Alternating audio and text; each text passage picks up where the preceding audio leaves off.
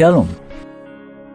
Renungan kali ini berjudul Dua Realitas yang Tak Bisa Dipisahkan dan Ketaatan Progresif dan Allah Kita yang Cemburu. Bagian 3 oleh Evangelis Lokamanya Prawiro. Dalam mengasihi sesama, kita belajar banyak kebenaran Alkitabiah mengenai kasih. Kasih penggenapan hukum, kerja dari kebenaran, hutang kita pada satu sama lain, sasaran dari perintah Kristen kita, karunia spiritual terbesar, dan kualitas tertinggi. Sebenarnya, seluruh tujuan Allah untuk hidup kita adalah kasih. Jika kita menyimpang dari tujuan ini dan meleset, termasuk peran kita membawa kebangunan rohani kepada dunia. Kita harus belajar bagaimana mengasihi orang lain jika kita memainkan peran dalam kebangunan rohani yang akan datang. Dalam mengasihi Allah, kita akan menyelidiki kitab suci untuk menemukan jawaban-jawaban pertanyaan untuk kebangunan rohani. Apa artinya mengasihi Allah? Yesus mengajar kita perintah paling penting dari semua. Jawab Yesus kepadanya, "Kasihilah Tuhan Allahmu dengan segenap hatimu, dan dengan segenap jiwamu, dan dengan akal budimu." Itulah hukum yang terutama dan yang pertama. Dan hukum yang kedua yang sama dengan itu ialah, "Kasihilah sesamamu manusia seperti dirimu sendiri." Pada kedua hukum inilah tergantung seluruh Taurat dan kitab para nabi. Matius 22 ayat 37-40. Karena mengasihi Allah perintah paling utama. Bagaimana cara kita mengasihinya dengan sepenuh hati? Kita harus mengerti kebenaran ini. Kasih untuk Allah tidak pernah bisa dipisahkan dari ketaatan kita kepadanya. Kasih Allah tidak cengeng, sentimental, atau emosional. Bisa membuat emosional namun berakar dalam kehendak, bukan emosi. Yesus sering berbicara tentang kasih dengan murid-muridnya. Ia bahkan melakukan itu dalam jam-jam terakhir sebelum kematiannya. Mari kita lihat 4 ayat dalam Yohanes 19, perintah Yesus terakhir kepada 12 murid-muridnya sebelum penyalibannya. Kita akan mulai dengan ayat 21. "Barang siapa memegang perintahku dan melakukannya, dialah yang mengasihi aku. Dan barang siapa mengasihi aku, ia akan dikasihi oleh Bapa-Ku, dan aku pun akan mengasihi dia dan akan menyatakan diriku kepadanya." Yohanes 14 ayat 21. Dengan kata-kata ini, Yesus memberi kita dua pandangan penting. Pertama, motivasi kita mentaati Allah harus kasih, bukan ketakutan. Kedua, kasih sejati diekspresikan dengan ketaatan. Ini harus terus-menerus. Karena fundamental dalam kehidupan Kristen, motif untuk mentaati Allah adalah kasih, dan kasih diekspresikan dengan ketaatan padanya. Sayangnya, banyak orang Kristen yang melayani Allah lebih karena takut terhadapnya daripada kasih untuknya. Mari pikirkan sejenak apa yang Paulus katakan tentang takut dalam Roma 8 ayat 15. "Sebab kamu tidak menerima roh perbudakan yang membuat kamu menjadi takut lagi, tetapi kamu telah menerima roh yang menjadikan kamu anak Allah. Oleh roh itu kita berseru, Ya Aba, Ya Bapa." Paulus mengacu pada hukum Musa.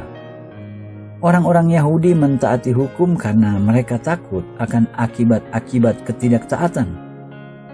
Namun dalam perjanjian baru, motif untuk ketaatan adalah kasih, bukan ketakutan. Perbedaan antara dua pendekatan ini bisa dilihat dalam membesarkan anak-anak. Secara esensial, ada dua cara untuk membesarkan anak-anak.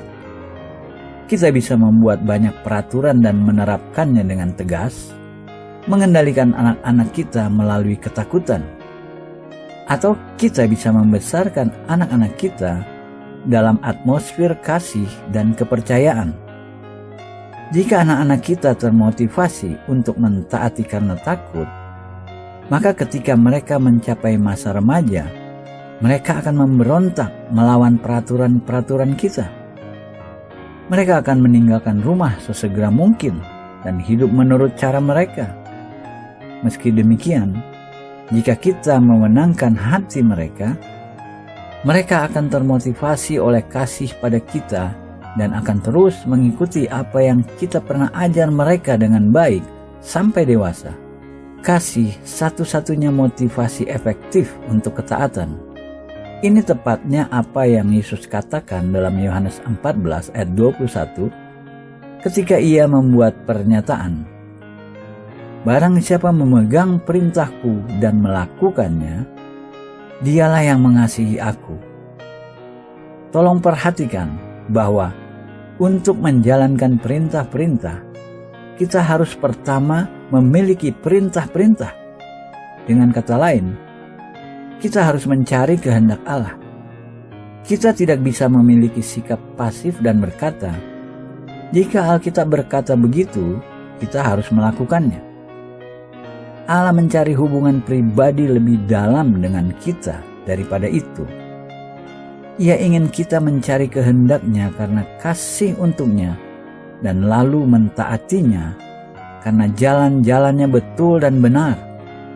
Yudas yang bukan Iskariot berkata kepadanya, "Tuhan, apakah sebabnya maka engkau hendak menyatakan dirimu kepada kami dan bukan kepada dunia?" Yohanes 14 ayat 22. Yudas bertanya pertanyaan ini karena sebelumnya dalam Yohanes 14, Yesus sudah mengatakan pada murid-muridnya, ia akan pergi. Ia berkata ia akan meninggalkan mereka, namun ia akan kembali dan berkomunikasi dengan mereka lagi. Jawab Yesus, "Jika seorang mengasihi aku, ia akan menuruti firman-Ku, dan Bapa-Ku akan mengasihi dia, dan kami akan datang kepadanya dan diam bersama-sama dengan dia." Yohanes 14 ayat 23. Ini ayat sangat spesial. Satu dari sedikit tempat dalam Perjanjian Baru atau dalam seluruh Alkitab di mana kata ganti yang digunakan untuk Allah jamak. Yesus tidak berkata, "Aku akan datang," melainkan kami akan datang. Bapa, Anak, dan Roh akan datang untuk mendiami orang yang menuruti firman Allah. Janji luar biasa. Dalam ayat selanjutnya, Yesus menyatakan kebenaran yang berlawanan.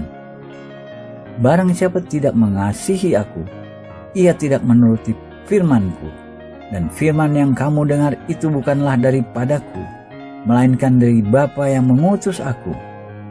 Yohanes 14 ayat 24. Apakah kita ingin tahu seberapa besar kita mengasihi Allah? Kita bisa mengetahui dengan mudah seberapa besar kita mentaati firman-Nya. Kita tidak mengasihinya lebih daripada kita mentaati perintah-perintah-Nya. Kita boleh mengatakan kita mengasihinya. Kita boleh berdoa seolah-olah kita mengasihinya. Dan kita boleh melakukan perbuatan-perbuatan baik untuk menunjukkan kita mengasihinya.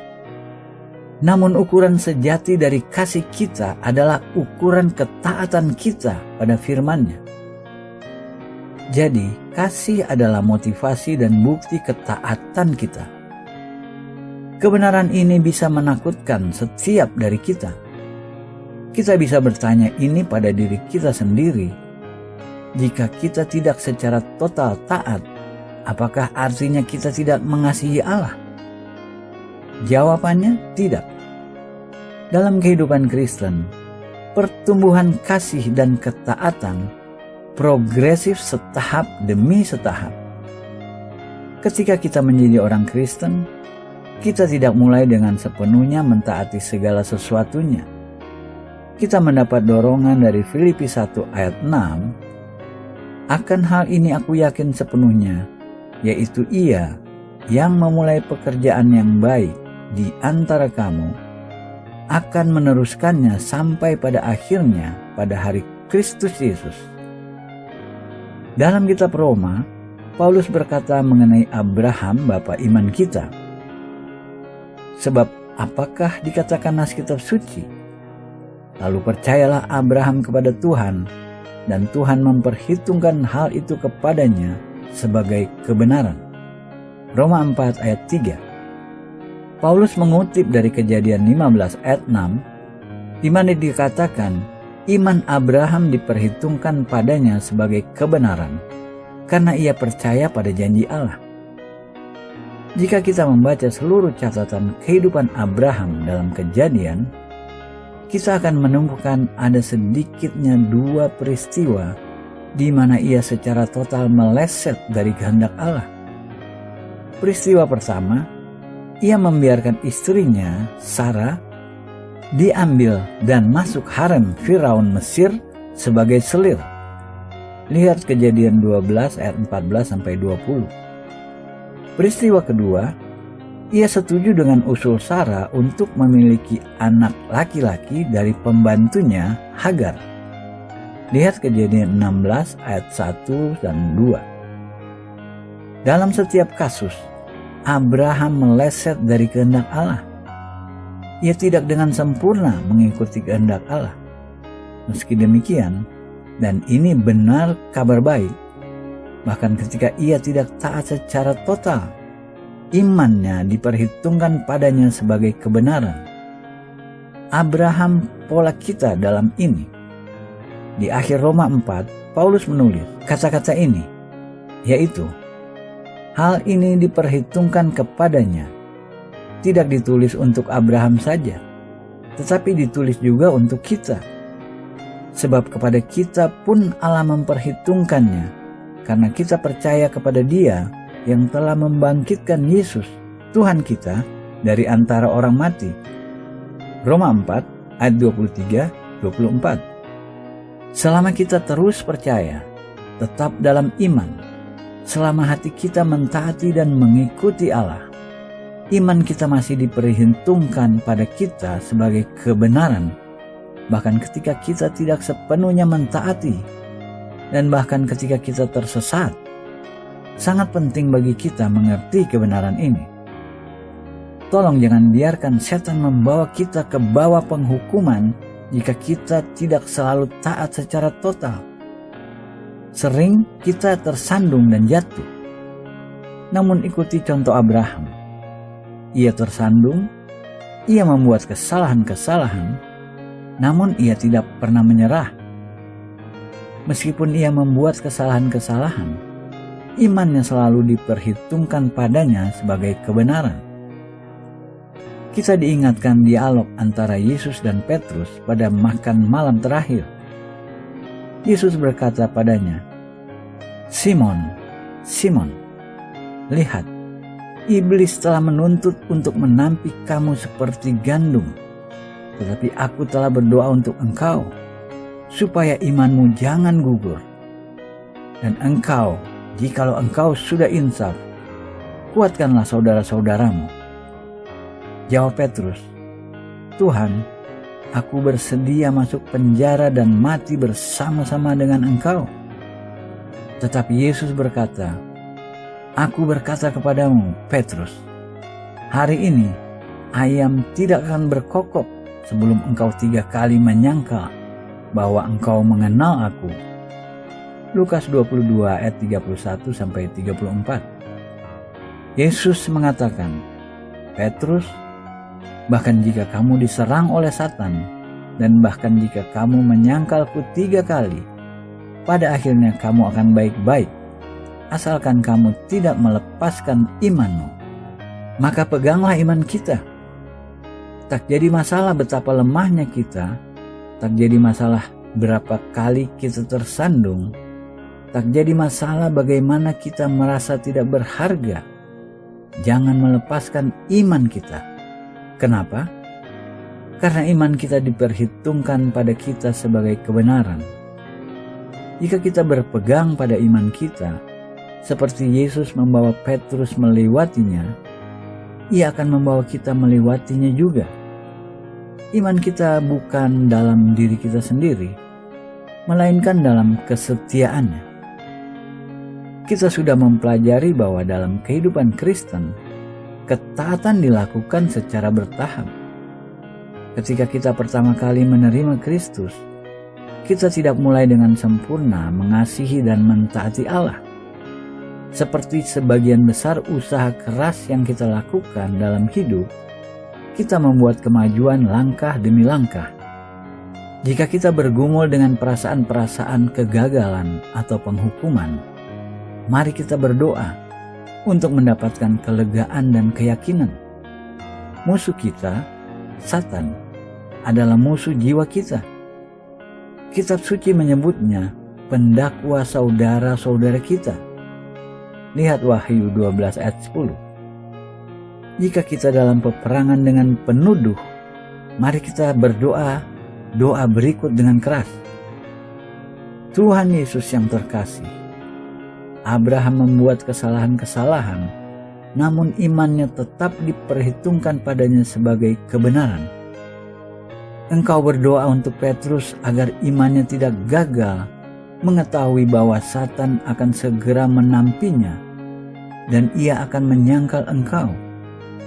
Saya juga sudah gagal, namun saya tidak menyerah. Seperti Abraham dan Petrus, saya mempercayai bahwa iman saya akan diperhitungkan pada saya sebagai kebenaran. Saya berdiri dengan iman melawan penghukuman dari pendakwa-pendakwa, berpegang teguh pada firman-Mu dalam 1 Yohanes 1 ayat 9. Jika kita mengaku dosa kita, maka Ia setia dan adil, sehingga Ia akan mengampuni segala dosa kita dan menyucikan kita dari segala kejahatan. Dengan kerendahan hati saya datang kepadamu dalam kesediaan atas dosa-dosa saya yang saya akui padamu. Katakan dosa-dosa yang mengganggu kita. Tidak jadi masalah bagaimana saya sudah tersandung. Saya mempercayai Engkau, Tuhan Yesus, untuk membawa saya melewatinya. Terima kasih atas pertolongan-Mu. Saya akan berpegang pada iman saya dan mempercayai Engkau menjaga saya maju terus dengan kesetiaan-Mu. Dalam nama Yesus. Amin. Sementara kita ingin mengerti apa arti sesungguhnya mengasihi Allah, kita perlu mempertimbangkan satu aspek khusus dari karakternya yang mungkin mengganggu kita. Kecemburuan Allah. Allah cemburu. Kasih-Nya kasih cemburu. Banyak orang tidak suka mendengar ini karena mereka berpikir kecemburuan adalah sifat negatif. Alkitab mengajar ada tipe kecemburuan yang berdosa, jenis yang terpusat pada diri sendiri, ambisius, dan mengendalikan. Lihat 2 Korintus 12 ayat 20, Galatia 5 ayat 30. Meski demikian, ada tipe murni kecemburuan. Kecemburuan ilahi yang berhubungan dengan kekudusan dan kasih agape. Kecemburuan Allah masuk dalam kategori ini. Terjadi ketika mereka yang Ia kasihi dengan mendalam dan yang menjadi bagiannya mengabaikan atau meninggalkannya. Luar biasa Allah Maha Besar, pencipta alam semesta, begitu peduli pada orang-orang seperti kita, sehingga Ia cemburu jika hati kita berbalik darinya. Luar biasa, namun itu benar. Allah adalah Allah yang cemburu. Dalam 10 perintah, seperti dipresentasi dalam Keluaran 20 ayat 4 dan 5, Allah membuat pernyataan-pernyataan ini. Jangan membuat bagimu patung yang menyerupai apapun yang ada di langit di atas, atau yang ada di bumi di bawah, atau yang ada di dalam air di bawah bumi. jangan sujud menyembah kepadanya atau beribadah kepadanya, sebab aku, Tuhan Allahmu, adalah Allah yang cemburu, yang membalaskan kesalahan bapa kepada anak-anaknya, kepada keturunan yang ketiga dan keempat dari orang-orang yang membenci aku. Lalu dalam Keluaran 34 ayat 14, Allah menyatakan ide ini lagi. Sebab janganlah engkau sujud menyembah kepada Allah lain, karena Tuhan yang namanya cemburuan adalah Allah yang cemburu. Dengan kata lain, Allah mengatakan, aku tidak mau siapapun atau objek apapun mengambil tempat yang disediakan bagiku. Setelah membaca firman Allah, kita menghadapi kenyataan fakta ini. Jika Allah Maha Besar, dengan semua keagungan, kemuliaan, kuasa, dan hikmat-Nya bersedia masuk dalam hidup kita, maka secara logis hanya ada satu tempat dalam hidup kita yang kita bisa persembahkan untuknya, tempat utama. Untuk mempersembahkan tempat kedua atau ketiga adalah menghina Allah Maha Besar. Banyak dari kita bersalah melakukan itu. Dalam Perjanjian Baru, Yesus berkata beberapa kata yang mengganggu yang tampaknya mengumandangkan deklarasi kecemburuan Allah yang kita baru saja baca dalam Keluaran. Walaupun ini pernyataan-pernyataan yang sangat mengganggu, setiap dari kita harus bergumul dengannya. Pada suatu kali banyak orang berduyun-duyun mengikuti Yesus dalam perjalanannya. Sambil berpaling ia berkata kepada mereka, "Jikalau seorang datang kepadaku dan ia tidak membenci bapaknya, ibunya, istrinya, anak-anaknya, saudara-saudaranya laki-laki atau perempuan, bahkan nyawanya sendiri, ia tidak dapat menjadi muridku." Lukas 14 ayat 25-26. Sikap apa yang Yesus tunjukkan terhadap orang banyak itu? Apakah ia mengatakan, "Tidakkah luar biasa aku memiliki banyak pengikut"? Tidak. Sebenarnya, ia melakukan segala sesuatu yang ia bisa untuk mengecilkan hati mereka mengikutinya. Hari ini, banyak orang percaya cenderung mengagumi gereja-gereja besar. Mereka ingin mengetahui yang mana yang terbesar di dunia dan kedua terbesar, jemaat dengan ratusan ribu orang. Yesus tidak terkesan dengan jumlah orang dalam gereja besar, karena ia tidak mengatakan pada kita untuk membuat anggota gereja. Apa yang ia katakan harus kita lakukan? Ia berkata, "Karena itu pergilah, jadikanlah semua bangsa muridku, dan baptislah mereka dalam nama Bapa dan Anak dan Roh Kudus." Matius 28 ayat 19.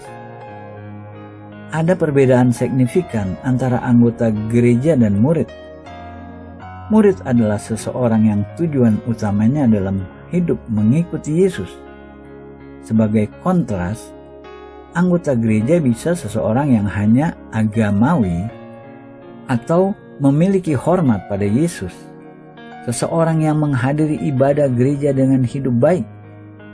Satu dari masalah terbesar kekristenan, ada terlalu banyak anggota gereja yang bukan murid.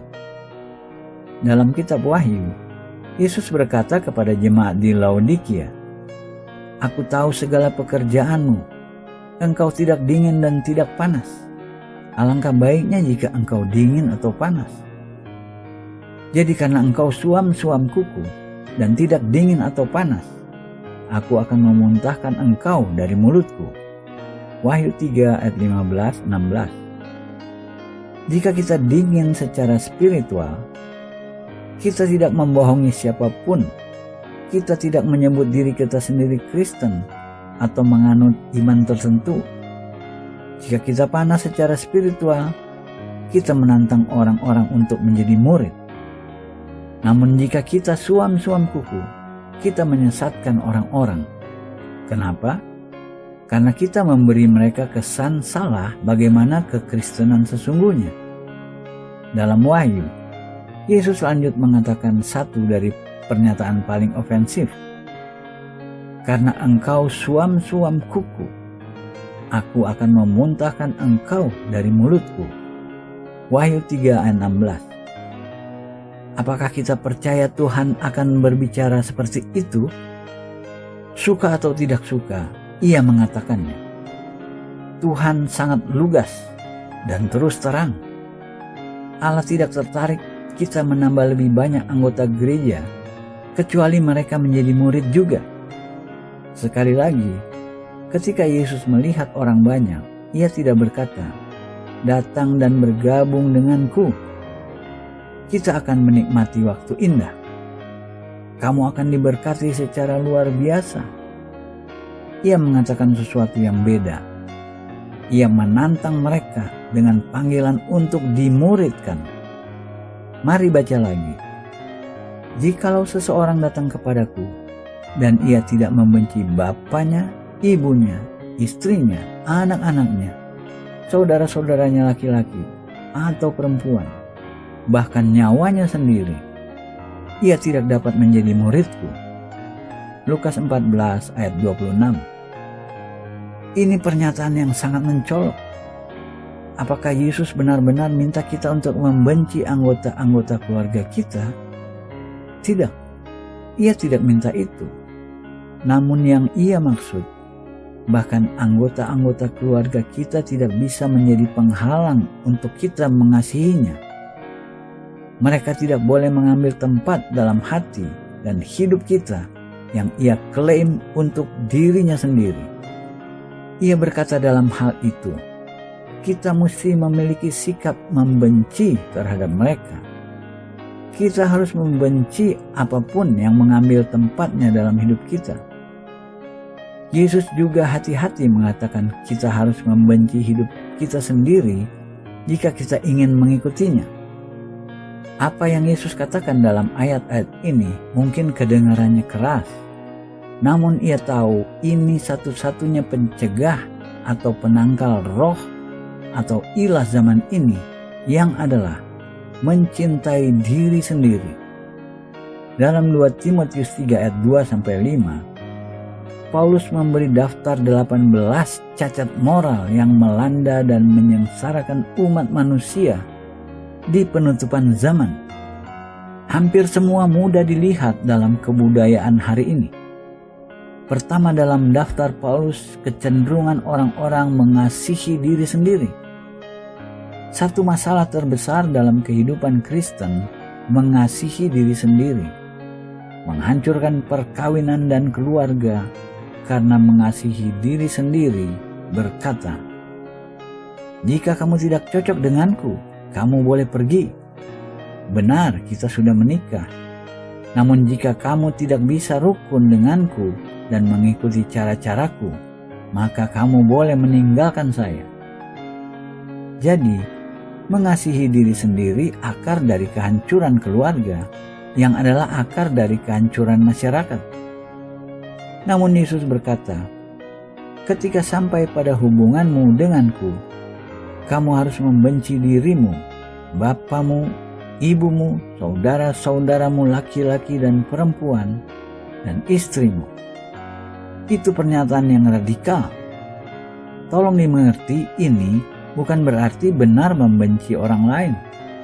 Ini berarti kita harus membersihkan diri kita dari apapun yang ada antara Yesus dan kita, apapun yang mengambil tempat Yesus dalam hidup kita.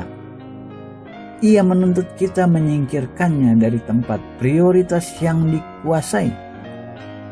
Hanya Yesus yang bisa mengambil tempat utama. Dalam Lukas 14 ayat 27, Yesus lanjut mengatakan, "Barang siapa tidak memikul salibnya dan mengikut aku, ia tidak dapat menjadi muridku." Ada dua definisi salib. Pertama, salib dalam hidup kita adalah kehendak Allah dan kehendak kita saling bersilangan. Di titik itu, kita harus membuat keputusan. Apakah kita akan berserah pada kehendak Allah meskipun berbeda dengan kehendak kita? Definisi kedua, salib adalah tempat di mana kita mati. kita tidak harus memikul salib, sukarela. Namun jika kita memikulnya, kita harus mati bagi diri kita sendiri. Kecuali kita memenuhi syarat-syarat ini, Yesus berkata, kita tidak bisa menjadi murid-Nya. Mustahil menjadi murid Yesus dan membiarkan siapapun atau apapun mengambil tempat dalam hidup kita yang ia klaim. Ia cemburu. Ia tidak akan berbagi posisi itu dengan orang, aktivitas, atau hal lainnya. Dalam Lukas 14 ayat 33, Yesus berkata, demikian pula lah tiap-tiap orang di antara kamu yang tidak melepaskan dirinya dari segala miliknya, tidak dapat menjadi muridku. Tolong dicatat, Yesus tidak berkata, mungkin tidak bisa menjadi muridku, atau akan mendapat kesulitan menjadi muridku. Dalam tiap 3 ayat dari Lukas 14, kita sudah mereview ayat 26, 27, dan 33. Yesus secara eksplisit berkata, tidak bisa menjadi muridku. Dengan kata lain, jika ada apapun yang kita genggam dan kita tidak melepaskan demi Yesus, kita tidak bisa menjadi murid-Nya. Ini tidak berarti kita harus memberi semua milik kita. Artinya untuk kita adalah, kita harus melepaskan apapun dalam hidup kita yang lebih penting untuk kita daripada mengasihi dan mentaati Yesus. Amin.